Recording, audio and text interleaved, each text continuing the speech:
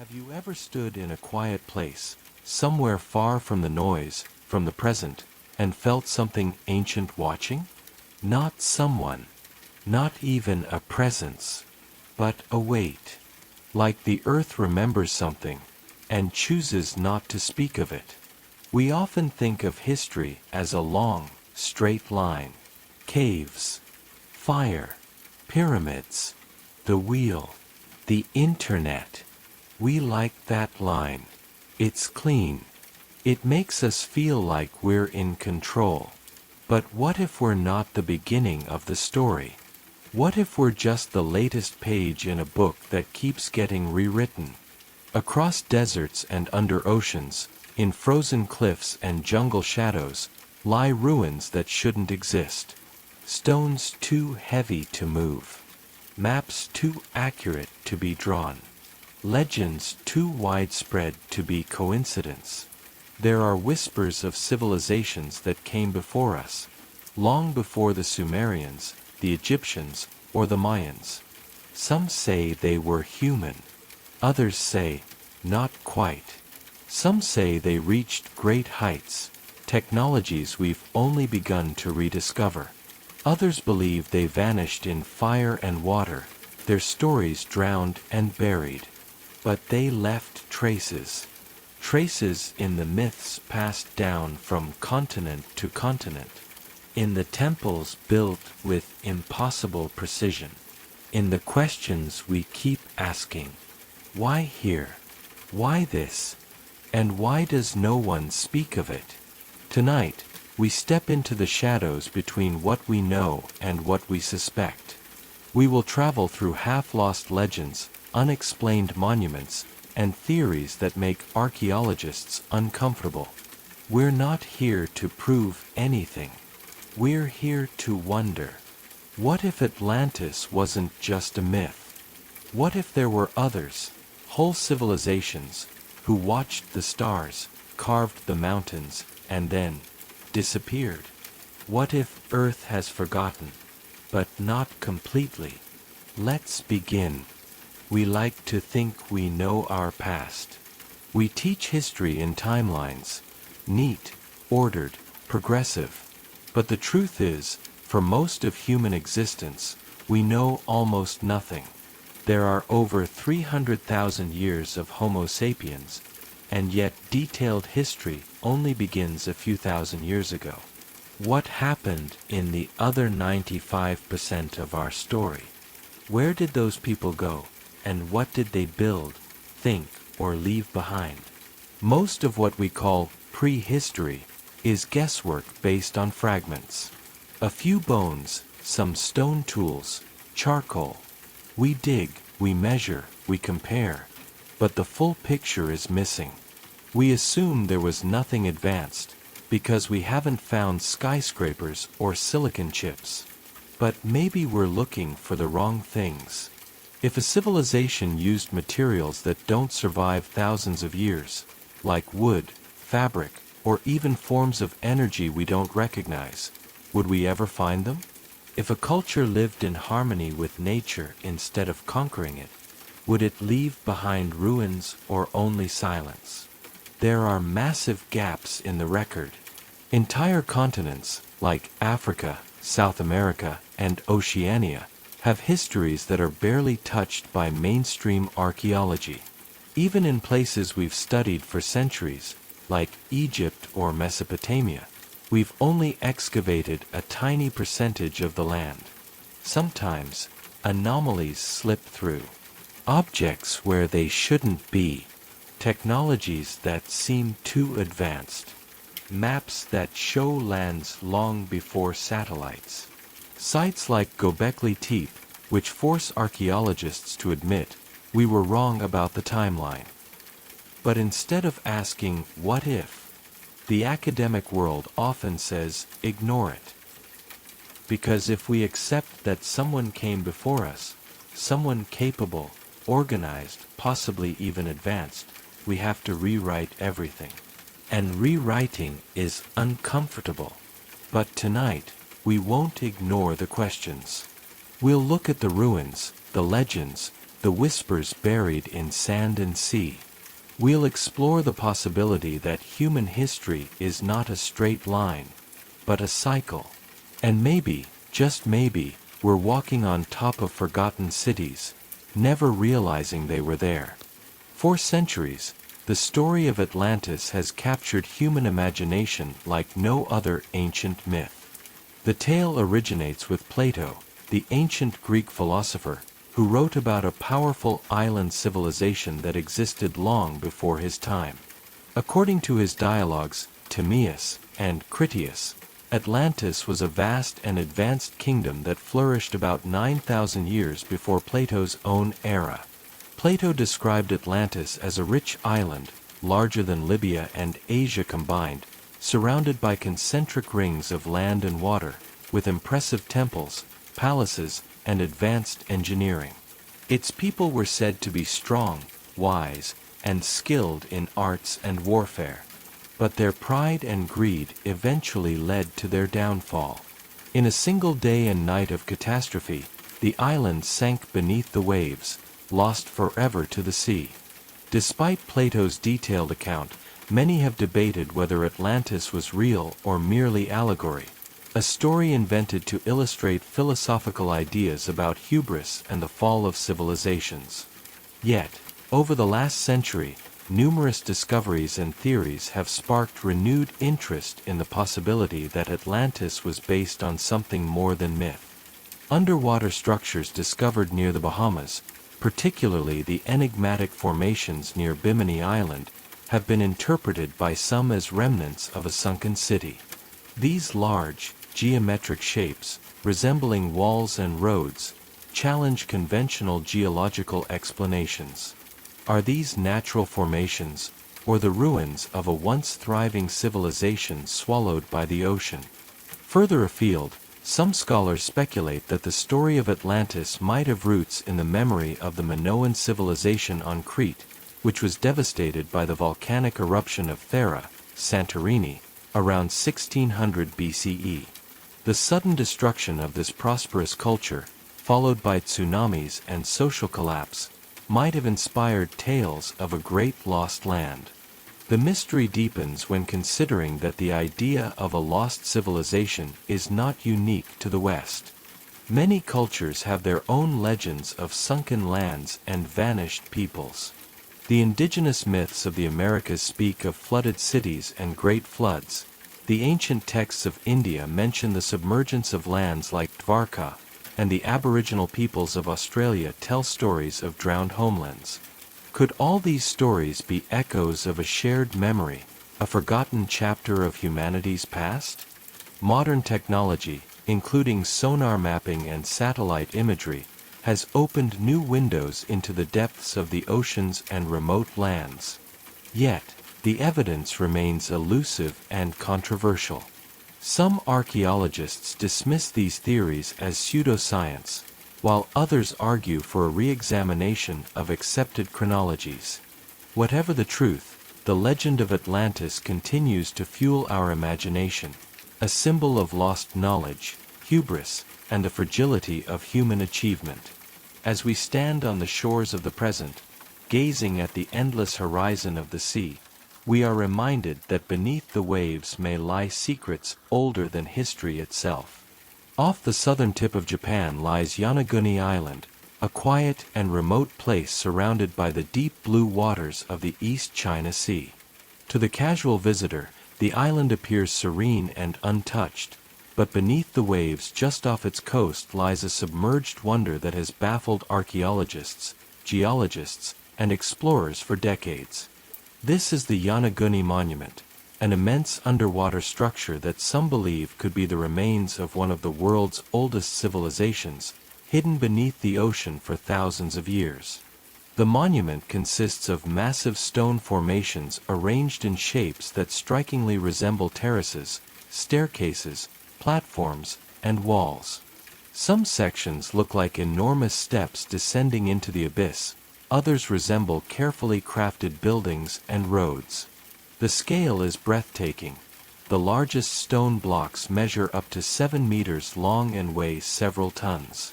The precision and regularity of the shapes lead many to argue that this is not a natural formation, but the remnants of a vast man-made city swallowed by rising seas. The discovery of the Yonaguni Monument in 1986 by local diver Kihachiro Aratake sparked immediate excitement and controversy. While the Japanese government has largely remained cautious, many independent researchers and underwater archaeologists have traveled to study the site. Some suggest the monument could be as old as 10,000 to 12,000 years, which would predate many known ancient civilizations by millennia. If true, this would rewrite the accepted timeline of human development in Asia and possibly worldwide.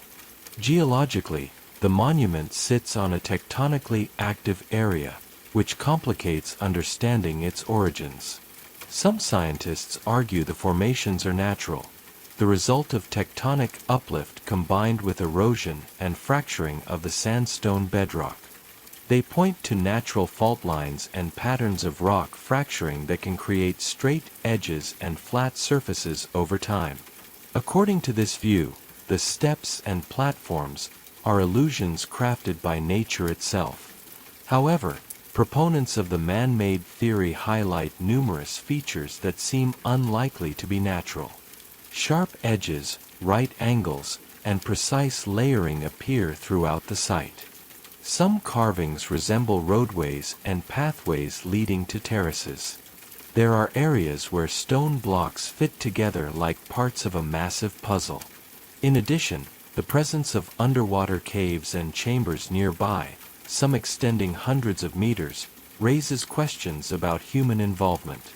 Adding to the mystery are reports from divers who claim to have found artifacts such as pottery shards and stone tools around the monument, though these claims are difficult to verify.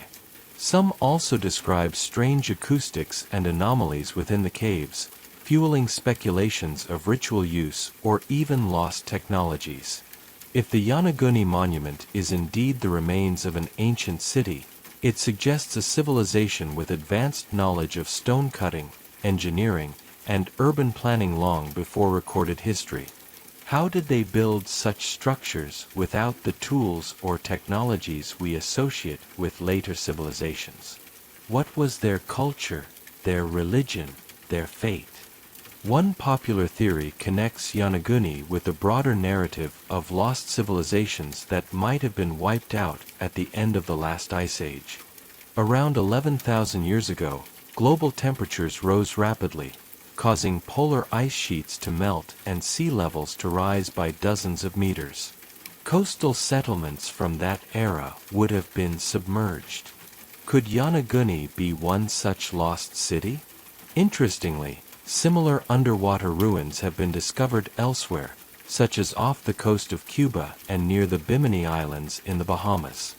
These findings raise the possibility that advanced prehistoric cultures might have existed worldwide, their remnants now hidden beneath the waves. Yet, skeptics warn against jumping to conclusions. They argue that a combination of natural geological processes and human imagination has created a narrative where none exists. They emphasize the lack of definitive archaeological evidence such as clear artifacts, inscriptions, or cultural layers that would prove human construction. The debate remains unresolved. Yonaguni stands as a testament to the mysteries still hidden beneath the ocean's surface, reminding us that history may be far more complex and layered than textbooks suggest. Exploring the monument today requires skill and courage. Strong currents, low visibility, and the depths themselves challenge divers who seek to uncover Yonaguni's secrets. Each expedition brings new insights and questions, but the full truth remains elusive. Could the Yonaguni Monument be the foundation of the earliest Asian civilization? Or is it a magnificent illusion of nature shaped over millennia? Either way, it sparks wonder about humanity's forgotten past, a past that may still lie beneath the waves, waiting to be rediscovered. The Indian Ocean, vast and enigmatic, stretches from the shores of Africa to the coasts of Southeast Asia. For thousands of years, its waters have carried trade, stories, and empires. But beneath its shimmering surface may lie something far older, the submerged traces of cities that predate our recorded history. In recent decades, researchers have begun to explore the ocean floor near the Indian subcontinent using sonar and satellite imaging. What they've found has surprised even the most skeptical scientists. Off the coast of India, near the modern city of Dwarka in the state of Gujarat, marine archaeologists have discovered the remains of what appears to be a sunken settlement. Stone walls, large geometric structures, and what seem to be steps or docks lie buried beneath layers of sand and sediment. These underwater ruins have sparked fierce debates. According to some estimates, parts of the structures may date back more than 9,000 years, a time when, according to mainstream history, no large cities were supposed to exist. This region is deeply tied to myth. In Hindu tradition, Dwarka was the legendary city of Lord Krishna, a gleaming, golden metropolis built along the shores, said to have been swallowed by the sea after Krishna's departure from the world. For centuries, this was considered pure mythology. But the underwater findings have caused a shift in thinking. Could the myth be a memory of a real event? Further south, near the Tamil Nadu coast, lies the mysterious city of Mahabalipuram. Ancient texts and local legends speak of 7 temples built along the shoreline, 6 of which were supposedly lost to the ocean during a massive flood. For generations, the story was dismissed as folklore. But in 2004, after the devastating Indian Ocean tsunami, the sea temporarily receded, exposing long-submerged stone structures just offshore. Pillars, steps, and carvings that appeared to be part of man-made temples. Divers later confirmed the presence of submerged ruins, supporting the idea that some kind of architectural complex had indeed once stood there, now buried under the sea. It gave new weight to the legends and raised more questions. How many more such sites lie hidden in the depths? And then there's the Gulf of Cambay, also known as the Gulf of Khumbat, where sonar scans in the early 2000s revealed what appeared to be a vast city-like layout submerged under 30 meters of water. The formation spanned several square kilometers and included grids, channels, and possible building foundations. Some even suggested that this could be the oldest known urban settlement, older than Mesopotamia, older than the Indus Valley. While the claims remain controversial and heavily debated, they've opened the door to serious re-examinations of how and when civilization began in South Asia. What makes the Indian Ocean especially intriguing is the role it might have played in early human migration and settlement.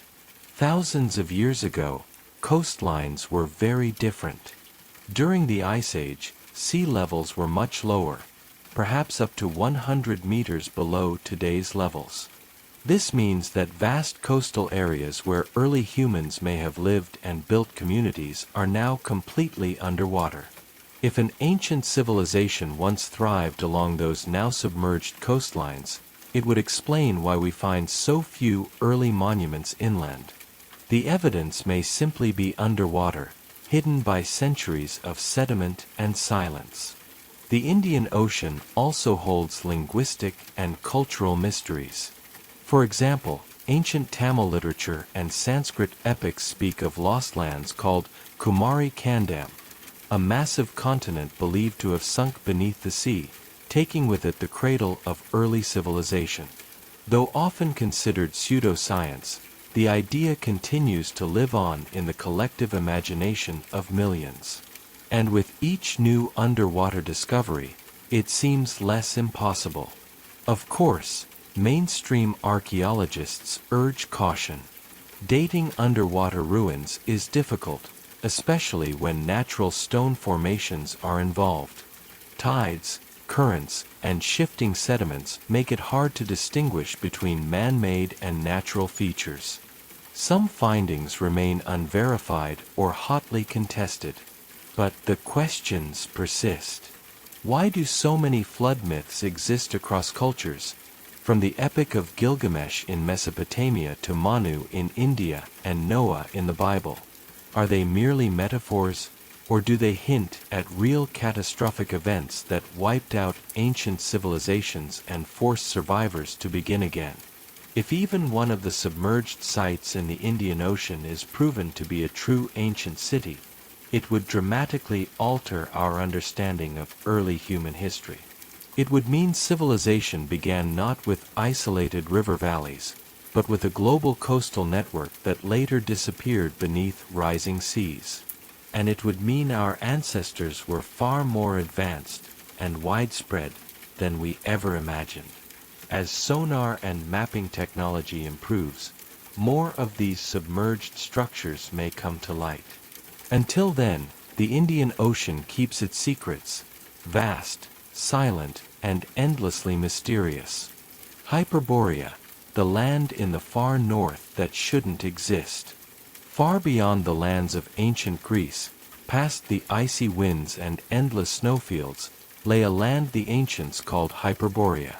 According to Greek myth, it was a paradise located in the far north, a realm of eternal spring, where the sun never set and people lived in harmony, untouched by war, disease, or time. The name itself means beyond Boreas, the god of the north wind. For centuries, Hyperborea existed not on maps, but in imagination, a land so distant, so pure, that only the most legendary figures could reach it.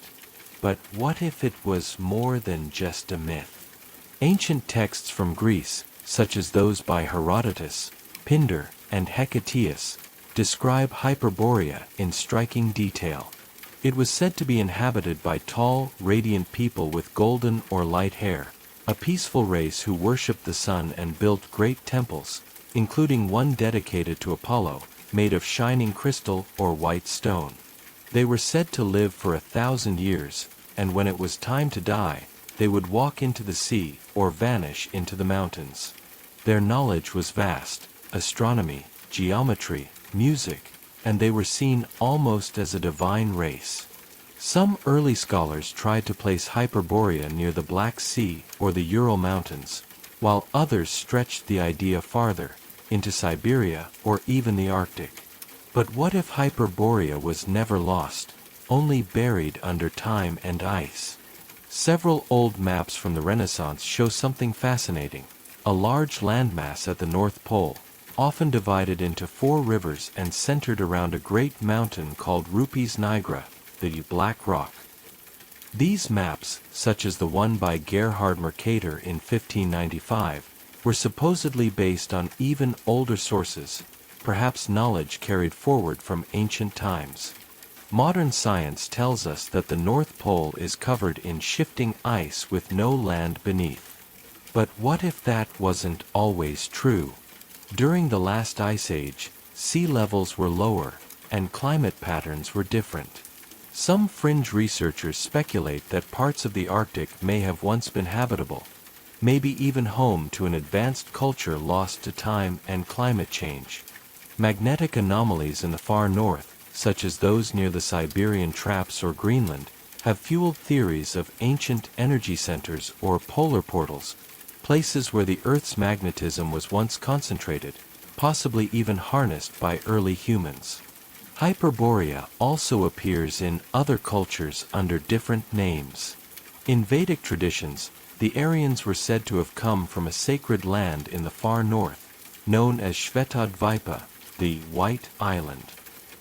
In Norse mythology, the gods lived in Asgard, a realm that could be interpreted as lying in the north, beyond the mortal world. Are these all echoes of the same forgotten place? Skeptics, of course, dismiss Hyperborea as myth layered upon myth, a symbol of unreachable utopia, not a literal land. But others argue that myths often preserve fragmented truths, distorted memories of real people, places, and events that became exaggerated over generations. Could Hyperborea have been a real place? a high-latitude civilization that once thrived and then vanished beneath the weight of glaciers or time? Or was it a remnant of something even older, a memory inherited from an earlier humanity, one that passed on whispers of its knowledge through myth, symbol, and star maps? We may never know. But the idea lingers, a peaceful land bathed in golden light, where people lived not in struggle, but in harmony with the world around them. And somewhere beneath the snow and silence of the far north, maybe something still sleeps, waiting to be remembered. Göbekli Tepe. Who built a temple before we learned to farm? In the arid hills of southeastern Turkey, a quiet revolution in archaeology began in the mid-1990s. Buried beneath layers of soil and time, researchers uncovered a vast complex of megalithic structures, towering stone pillars arranged in circular enclosures, carved with intricate animal reliefs and abstract symbols. This place would come to be known as Göbekli Tepe, and it would challenge everything we thought we knew about early civilization. Before its discovery, the consensus was clear. Temples came after farming. Agriculture enabled permanent settlements, which eventually led to cities, religion, and monumental architecture. But Göbekli Tepe, dated to around 9600 BCE, turned that timeline upside down. Here was a massive ceremonial site built by pre-agricultural people, hunter-gatherers, long before the invention of the wheel, writing, or pottery. The site consists of dozens of T-shaped stone pillars, some standing over 5 meters tall and weighing up to 20 tons. These were not randomly placed stones. They were arranged in circular formations, with some of the central pillars carved with foxes, lions, vultures, snakes, and humanoid figures. The artistry and symbolism suggest not only deep spiritual or ritual significance, but also a level of abstract thinking far beyond what we assumed for people of that era. What's more astonishing is the fact that Göbekli Tepe was deliberately buried. Around 8000 BCE, the site was covered with dirt and debris, not by natural forces, but by human hands. Why would an ancient people hide their most sacred place? Was it to protect it? To mark the end of an era? Or was it something more mysterious? No one knows for sure who built Göbekli Tepe. There are no signs of permanent housing nearby, no graveyards, no evidence of domesticated plants or animals. Whoever these people were, they were organized, skilled, and capable of transporting and erecting multi-ton stones with impressive precision. Some believe it was the work of shamans or spiritual elites, coordinating massive communal efforts across tribal groups. The implications are staggering. If complex religious behavior and the ability to build sacred architecture came before agriculture, then perhaps it was religion itself that motivated humans to settle, farm, and eventually create civilization. In this light, Göbekli Tepe is not just a temple, it's the seed of society. And the mysteries go even deeper. Many of the carvings on the pillars seem to carry astronomical meaning. Some researchers suggest that Göbekli Tepe functioned as an observatory or a cosmic calendar. Certain alignments may correspond with the rising of specific stars or constellations during solstices, implying a sophisticated understanding of the heavens. Others have proposed links to the Younger Dryas impact hypothesis, claiming that some of the carvings depict a comet impact that triggered massive climate change around 10,800 BCE. Still, these interpretations remain controversial. Mainstream archaeologists caution against overreach, warning that we risk projecting modern ideas onto ancient symbols. Yet even conservative scholars agree, Göbekli Tepe rewrites human history. Before this discovery, the oldest known megalithic sites, like Stonehenge, were thousands of years younger. Göbekli Tepe, predates the pyramids of Egypt by 7,000 years. Its construction required not just physical labor but also a shared vision, leadership, and probably a belief system that could unite people in purpose. There is also speculation that Göbekli Tepe may not be unique. Nearby sites such as Karahan Tepe, recently uncovered, suggest that this region could have been home to a much larger culture, one that left behind monumental stonework, art, and a spiritual legacy buried under millennia of dust. Who were these people? Where did they come from, and where did they go? Did they vanish, or did their knowledge travel with them, echoing into the great civilizations that followed? Göbekli Tepe stands as a silent witness to a forgotten chapter in our story, a time when humans, still living by the rhythm of the hunt, reached toward the stars and carved their truths into stone. We often imagine the ancient world as primitive, simple tools, slow progress, and rudimentary knowledge. But scattered across the globe are anomalies that challenge this view. Ancient technologies that seem far ahead of their time, hinting at lost knowledge, forgotten methods, and perhaps even civilizations whose capabilities we still don't fully understand. One of the most famous of these puzzles is the Antikythera mechanism. Discovered in a shipwreck off the Greek island of Antikythera in 1901, this complex device, made of bronze gears and dials, was a kind of ancient analog computer. Scientists now believe it could predict eclipses, track planetary movements, and calculate lunar cycles with astonishing accuracy. The level of engineering is so advanced that nothing comparable appeared in Europe for another 1,000 years. How did the ancient Greeks acquire such knowledge? Did they inherit it from earlier cultures? Or did isolated pockets of technological brilliance emerge, only to be lost and forgotten? And it's not just the Greeks. Across South America, we find megalithic stonework that defies explanation. In places like Sacsayhuaman in Peru, massive stones, some weighing over 100 tons, are fitted together with such precision that a sheet of paper cannot slide between them. No mortar was used. The stones have odd, polygonal shapes, suggesting that builders shaped each one to fit perfectly with its neighbors. Mainstream theories suggest simple tools, ropes, and brute strength. But these explanations fall short when confronted with the scale and complexity of the constructions. Some surfaces appear melted or vitrified, as if exposed to extreme heat, a process we can only replicate today with industrial equipment. In Egypt, the Great Pyramid of Giza continues to raise eyebrows. While it fits within accepted historical timelines, certain details puzzle researchers.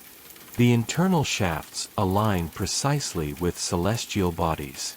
The base of the pyramid is almost perfectly level, to within a fraction of an inch, across 13 acres. The granite blocks inside, weighing up to 80 tons, were transported from quarries hundreds of kilometers away. How?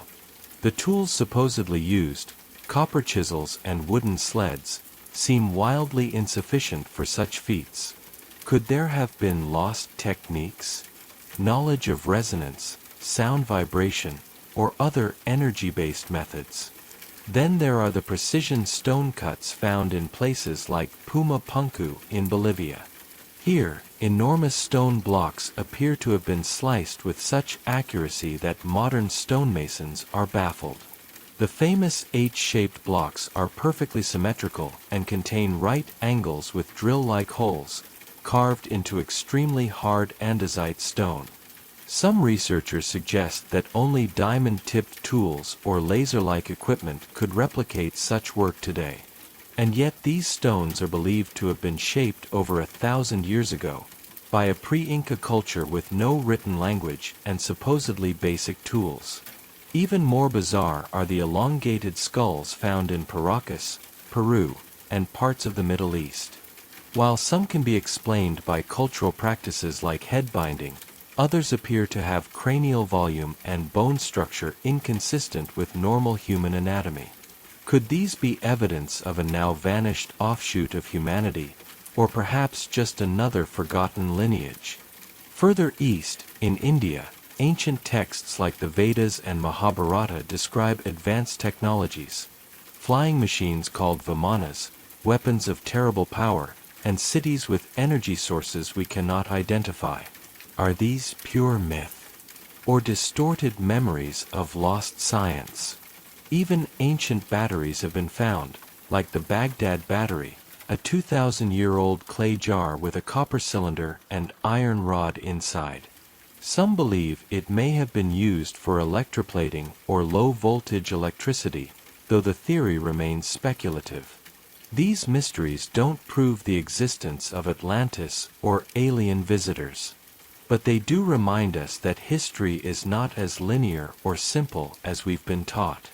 Human beings, even in distant antiquity, were curious, clever, and inventive. And sometimes, they achieved things we still struggle to understand. Perhaps we have lost more than we realize. Maps that shouldn't exist. In an age before satellites, airplanes, or even accurate compasses, ancient civilizations still managed to create maps of surprising precision. Most were rough sketches, symbolic representations of the known world. But a few stand out. A few seem to show things they shouldn't. And that's where the mystery begins. One of the most famous is the Piri Reis map, drawn in 1513 by an Ottoman admiral named Piri Reis. Made on gazelle skin parchment, the map was based, according to Reis himself, on even older sources, some of which dated back to Alexander the Great. What makes this map so controversial is its depiction of Antarctica, without ice. That's right. The southern portion of the Piri Reis map appears to show a detailed coastline corresponding to Queen Maud Land, a part of Antarctica that today lies buried under more than a mile of ice. Mainstream science tells us this land has been frozen for at least 6,000 years, probably much longer. Yet here it was, mapped with remarkable accuracy, centuries before Antarctica was officially discovered. Skeptics argue that the southern section may simply be a misinterpretation, or a distorted view of South America. But others, including cartographic experts from the U.S. Air Force in the 20th century, concluded that parts of the coastline align too precisely with known seismic profiles beneath Antarctic ice to be coincidence. How could ancient mariners, or the lost sources Reis drew upon, have mapped a continent hidden beneath ice? Could it be that Antarctica wasn't always frozen? Or did some forgotten civilization possess seafaring and mapping abilities we no longer credit them with? The Piri Reis map is not alone. The Orontius Phineas map, drawn in 1531, also shows Antarctica, with mountain ranges and rivers, again suggesting knowledge of subglacial features. The Bwatch map of 1737 presents similar anomalies, depicting a split Antarctic continent, which modern science later confirmed as an accurate representation of how Antarctica's landmass is shaped beneath the ice. These maps share another strange feature. They often portray parts of the Americas and Africa in accurate relative positions, at a time when European explorers were still fumbling through coastlines with limited instruments. Even the idea of longitude, one of the most difficult problems in navigation, wasn't properly solved until the 18th century. So where did this knowledge come from? Some researchers believe these maps are relics of a prehistoric global maritime culture, an advanced seafaring people who explored and recorded the world long before written history began. Over time, their charts may have been copied, preserved, mistranslated, and partially misunderstood, but pieces survived, passed down like whispers through libraries, temples, and secret archives. This idea ties closely with Plato's story of Atlantis, a great seafaring empire destroyed by cataclysm. If such a culture once existed, its possible fragments of their geographic knowledge survived in Egypt or the Middle East, only to be rediscovered centuries later. Of course, there are more cautious explanations. Some historians believe the accurate features could be the result of lucky guesses, distortions in copying, or simple coincidences magnified by wishful thinking. Still, the number of maps showing features unknown to their time is too large to dismiss entirely. Consider also that early 20th century expeditions to Antarctica, such as those led by Admiral Byrd, found the same coastal outlines that appeared on these ancient maps. And more recently, radar mapping has confirmed subglacial rivers and valleys just where these maps hinted they would be. The implications are staggering. If ancient people could map continents with such accuracy, what else did they know? Were there centers of learning, long since destroyed, that once housed libraries of global knowledge? Did humans develop advanced science, and then lose it in some forgotten cataclysm? Maps are not just tools. They are memories, drawn in ink and parchment, of where we've been and what we've seen. The strange case of these impossible maps suggests we've seen much more than we remember. And perhaps, we've forgotten more than we've ever known. Lemuria, the lost continent between Africa and Asia. Long before the theories of Atlantis dominated the conversation about lost civilizations, there was another, quieter, stranger idea. A vanished continent, said to have once bridged India, Madagascar, and parts of Southeast Asia. A land now hidden beneath the waves, home to an ancient, enlightened civilization. Its name was Lemuria. The origin of Lemuria wasn't mythological at first, it was scientific. In the 19th century, zoologists puzzled over how lemurs and other species had managed to appear in both Madagascar and India, but not in Africa or the Middle East. To explain this, some proposed the existence of a sunken landmass, a lost continent that had once connected these regions, allowing animals, and possibly people, to migrate across it. Though modern plate tectonics eventually disproved the need for such a landmass, the idea of Lemuria had already escaped the realm of science and entered something deeper, spiritual and esoteric legend. Writers like Madame Blavatsky, a 19th-century mystic and founder of the Theosophical Society, adopted Lemuria into her teachings. She described it as the home of a spiritually advanced race, tall, etheric beings who communicated telepathically, lived in harmony with nature, and possessed profound wisdom about the cosmos. These beings, she claimed, were humanity's third root race, predecessors to modern man, and creators of early culture. According to her version, Lemuria had been destroyed in a cataclysm, a mixture of volcanic eruptions and floods that shattered the continent and forced survivors to migrate to other parts of the world, carrying with them fragments of their ancient knowledge. But was it all fantasy? In recent decades, marine geologists and underwater archaeologists have discovered submerged plateaus, ridges, and island chains stretching across the Indian Ocean.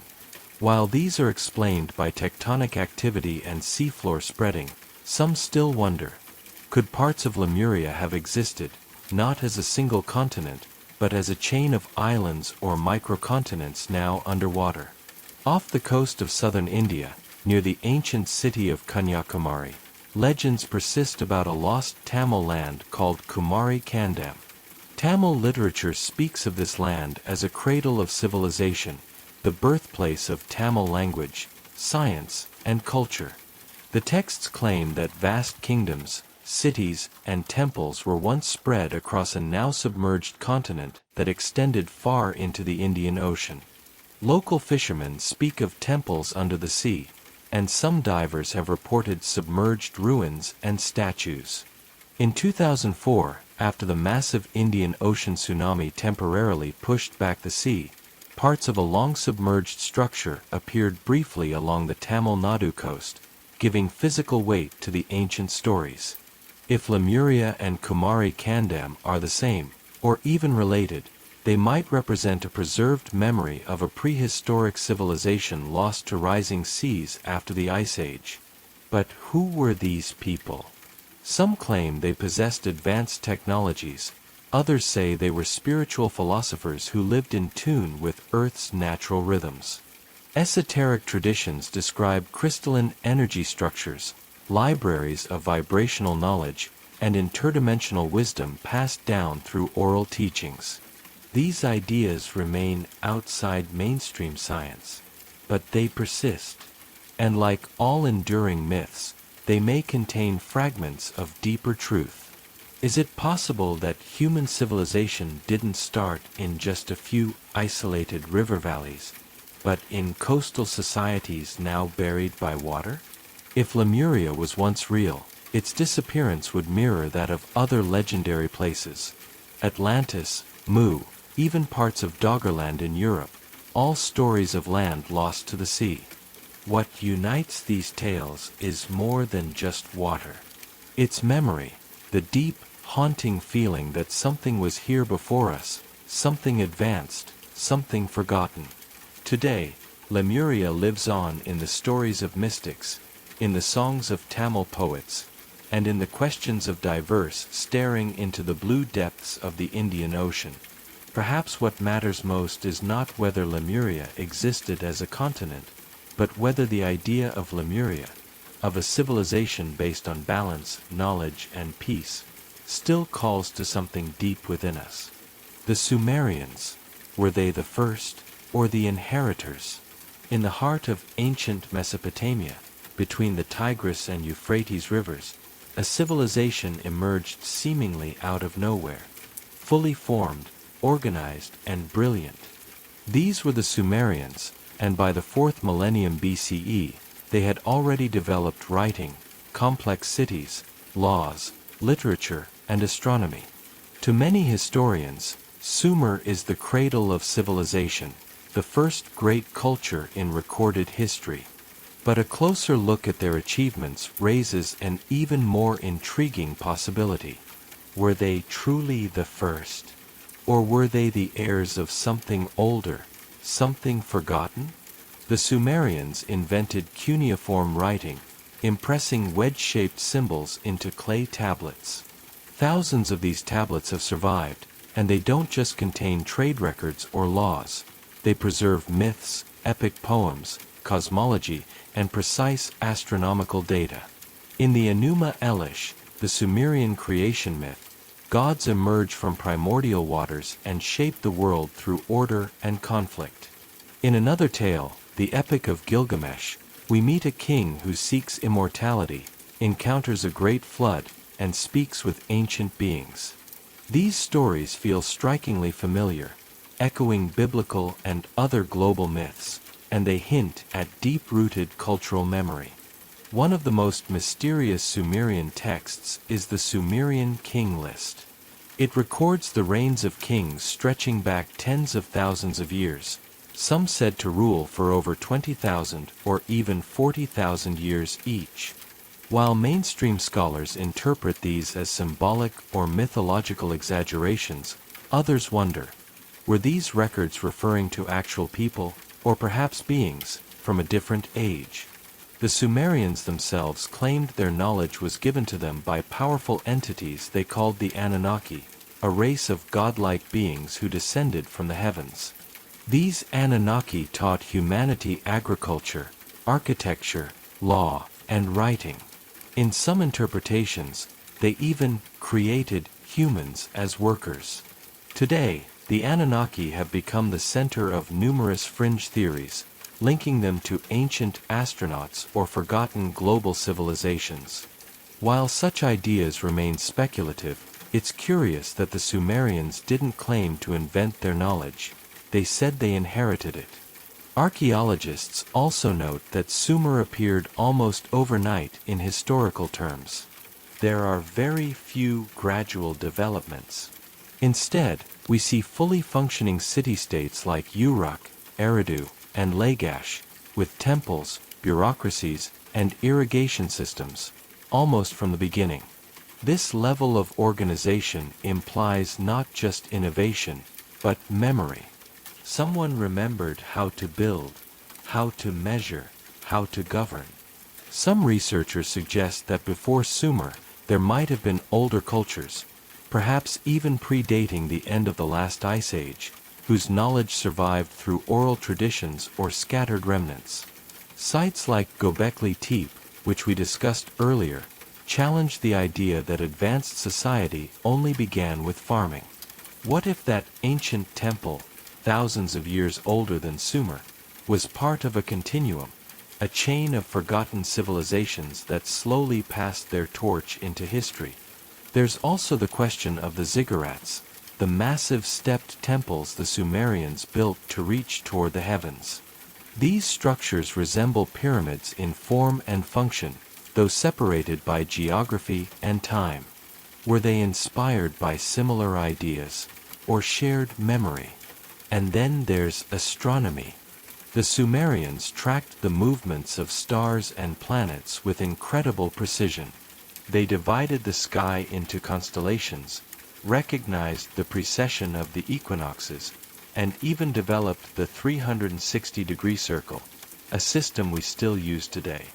Their calendar and timekeeping were deeply tied to celestial cycles. How did a culture supposedly just emerging from primitive life become so advanced so fast? Perhaps the Sumerians were what we might call the first rememberers, a people who, in a post-cataclysmic world, preserved the echoes of a greater past. They didn't invent civilization, they restored it. Or perhaps they did it all on their own, brilliant, creative, and far ahead of their time. In either case, their legacy lives on. In our writing, in our cities, in the quiet possibility that the first chapter of human history is not at the beginning, but somewhere far behind us, waiting to be rediscovered. Forgotten cities in jungles and deserts. When we think of lost civilizations, we often imagine distant islands or sunken continents. But what if some of humanity's greatest forgotten cities are still hidden in plain sight? Buried not beneath oceans, but under sand and jungle. Erased not by water, but by time, trees, and silence. Across the globe, modern technology, especially satellite imagery and LiDAR scanning, has begun to uncover signs of vast urban centers long believed to be myths. In dense rainforests and endless deserts, the outlines of walls, roads, and entire metropolises are beginning to emerge. One of the most compelling examples lies deep in the Amazon rainforest. For centuries, explorers spoke of a city hidden in the jungle, a place of shining stone buildings and advanced society. They called it El Dorado, the Golden City. Most historians dismissed these stories as colonial fantasy. But in the 2000s, scientists using LiDAR, light detection and ranging, discovered geometric earthworks, straight roads, and grids, all swallowed by vegetation. Beneath the trees, they found remnants of complex settlements stretching for miles. Some estimates now suggest that millions of people once lived in the pre-Columbian Amazon, supported by agriculture, engineered soil systems, and structured societies. What we thought was untamed wilderness may, in fact, be the ghost of a garden. In Africa, the Sahara Desert hides its own secrets. Long ago, this vast expanse was green, fertile, and alive. Lakes, rivers, and savannas covered what is now dust and dune. And in that green Sahara, there were cities. In modern-day Mauritania, the mysterious Eye of the Sahara, or Rikhat structure, has drawn attention as a possible location for ancient settlement. Some even speculate it could be the inspiration for Plato's Atlantis, though that remains controversial. Elsewhere in Africa, in places like Zimbabwe, enormous stone ruins such as Great Zimbabwe tell of civilizations that flourished with trade, astronomy, and advanced architecture, then collapsed and faded, leaving little written record. And then there's the Gobi Desert of Central Asia, a place of wind, stone, and legends, particularly those of the kingdom of Shambhala, a lost city of wisdom and light. While this remains largely spiritual myth, modern scans have uncovered strange subterranean structures in the region, including ancient fortresses and signs of early habitation, long buried by sandstorms and shifting terrain. Why do so many great cities vanish? Part of the answer lies in nature. Jungles reclaim stone. Deserts bury. Earthquakes, floods, droughts, all erase the work of generations. But part of it may also be human forgetfulness. Civilizations rise and fall. Oral traditions fade. Written records burn or decay. And all that remains are mounds, myths, and mysteries. In Cambodia, the great temple complex of Angkor Wat was never entirely lost, but few realized just how vast the city once was. Only with aerial mapping did researchers see the full extent. Dozens of satellite cities, roads, canals, and reservoirs stretching over hundreds of square kilometers. And if Angkor, once home to 1 million people, could be hidden by jungle for centuries, how many other entire civilizations lie waiting beneath our feet? Some believe we've barely scratched the surface. New technologies are giving us eyes that can see through trees and sand. Every year, more structures appear on satellite maps, strange patterns that suggest intentional design, roads that go nowhere, circles that whisper of rituals. We are not building history, we are uncovering it. The idea that ancient humans lived only in a few river valleys, the Nile, the Indus, the Yellow River, is beginning to collapse. The truth may be far more exciting, that great civilizations once thrived in places we long thought wild or empty. That the jungle and the desert are not lifeless, they are libraries, hiding stories written in stone. Perhaps, in time, we'll read them all. Civilizations that were nothing like us. When we imagine ancient civilizations, we usually picture cities of stone, towering temples, and tools made of bronze or iron. But what if there were once civilizations that didn't leave behind stone monuments or metal artifacts? What if their greatness wasn't in how they shaped matter, but in how they lived in harmony with the world around them? It's a possibility that many researchers are beginning to consider seriously, that humanity's history may include cultures that did not follow the same trajectory we did, and that their memory has been erased not because they were primitive, but because they were too different to be recognized as civilizations at all. Imagine a people who built their cities not from stone or brick, but from living trees, woven vines, and earth-sculpted mounds. A culture that never wrote books, but instead encoded their knowledge in songs, patterns, and rituals passed through generations with perfect oral precision. Such a society might leave behind almost nothing recognizable to us, but they could have been rich in wisdom, philosophy, and spiritual depth. In the rainforests of the Amazon, there are oral traditions of invisible cities, places said to have existed long ago, made of organic materials that melted back into the jungle. Archeological digs have begun to uncover vast networks of raised fields, engineered soils, and water channels, suggesting a different kind of complexity, one focused not on dominance over nature, but on symbiosis with it. And if a civilization measured success not by conquest or monuments, but by balance, community, and environmental harmony, how would we ever recognize them? In parts of Australia, Aboriginal cultures preserved oral histories and star maps for over 60,000 years, without writing or permanent architecture.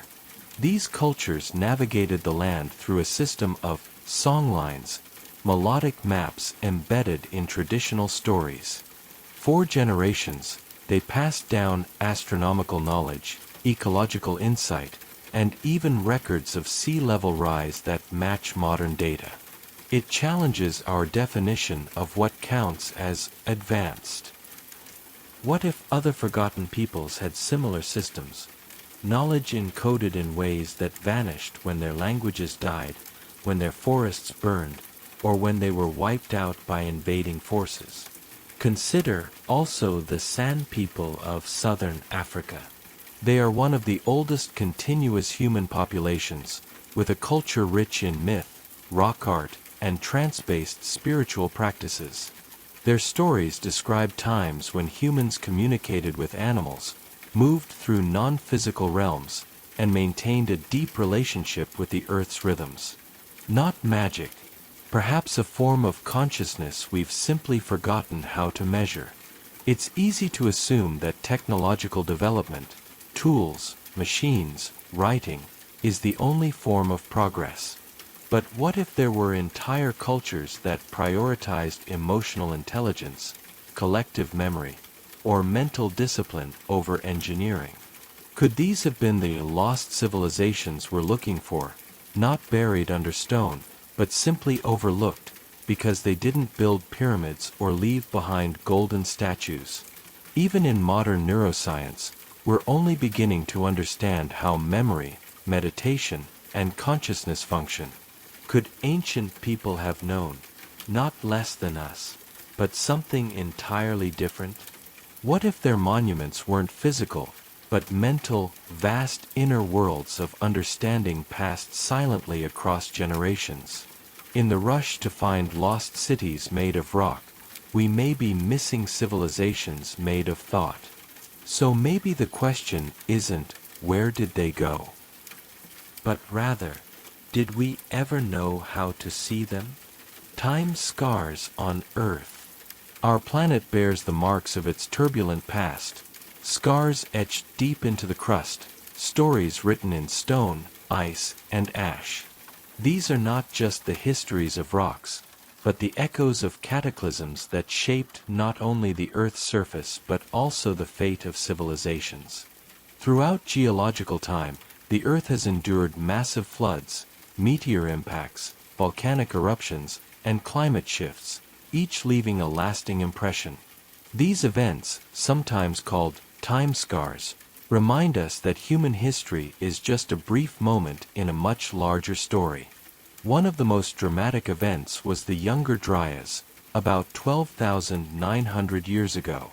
In this period, the Earth's climate suddenly plunged into a deep freeze, disrupting ecosystems and possibly ending the flourishing cultures of the last ice age. Some theories suggest a comet or asteroid impact triggered this rapid cooling, sending shockwaves through the planet. If advanced civilizations existed before this time, even rudimentary ones, their traces could have been wiped out or buried beneath new layers of ice and sediment. Their knowledge lost or transformed into myth. Further back, the impact that created the Chicxulub crater near the Yucatan Peninsula is linked to the extinction of the dinosaurs 66 million years ago. While that predates humans by millions of years, it reminds us how a single cosmic event can reset life on Earth. Closer to human times, the Toba supervolcanic eruption about 74,000 years ago sent so much ash into the atmosphere that it may have reduced the global human population to a few thousand individuals, a genetic bottleneck. This kind of event could have erased entire cultures, wiping out knowledge passed down for generations. We also know of flood myths from around the world, from the Mesopotamian epic of Gilgamesh to the biblical story of Noah, to the ancient tales of the Pacific Islanders. Could these stories be echoes of real floods caused by rising sea levels after the Ice Age? Did they mark the end of ancient coastal civilizations, now submerged beneath the ocean? The Earth's surface itself changes. Plate tectonics slowly move continents, seas rise and fall, mountains grow and erode. Cities once thriving on fertile coasts are now underwater or buried under miles of sediment. These time scars are not only physical. They exist in memory and myth, carried by survivors and reshaped across generations. If human history is cyclical, with civilizations rising, falling, and sometimes disappearing completely, then perhaps our own time is just the latest turn of the wheel. And just as the Earth remembers, so too might the planet's past civilizations, not lost, but waiting beneath the surface, in the layers of time, ready to be uncovered. Questions without answers.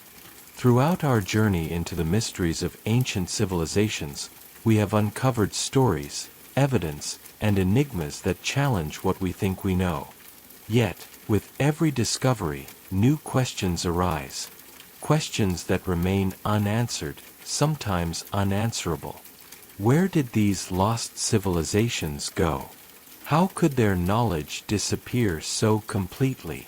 Are we truly the first to reach this level of understanding, or just the latest in a long chain of rises and falls? Archaeology often offers fragments, shards of pottery, ruined walls, weathered tablets. We try to piece together history, but the picture remains incomplete. In many cases, natural disasters have buried cities under layers of earth or water. In others, human actions, wars, conquests, deliberate destruction, have erased records. And sometimes, time itself erases memory. Could there be civilizations so ancient, so advanced, that their ruins lie far deeper than we can reach? Structures hidden beneath kilometers of rock? Artifacts lost in forgotten caves? What of the tales of watchers or observers, mysterious figures sometimes whispered about in ancient texts? Could some force have been guarding or hiding knowledge, shaping history from the shadows? We see hints of such ideas in myths of gods who walked among men, or secret societies preserving ancient wisdom. Today, we stand at the edge of a new era, equipped with technology that lets us peer deeper into the past than ever before. Satellite imaging, ground-penetrating radar, DNA analysis, all tools to uncover what was hidden. Yet, even as we discover more, the past slips further away. Every answer leads to more mysteries. Perhaps the greatest lesson is humility, that human history is vast, layered, and more complex than we imagine. That the truth may be stranger than fiction, and that the story of who we are is still being written. For now, the silence remains. The echoes of vanished worlds whisper just beneath the surface, waiting for those patient enough to listen.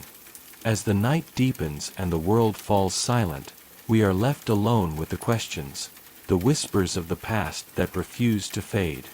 The earth, vast and ancient, holds secrets beneath its surface and within its core.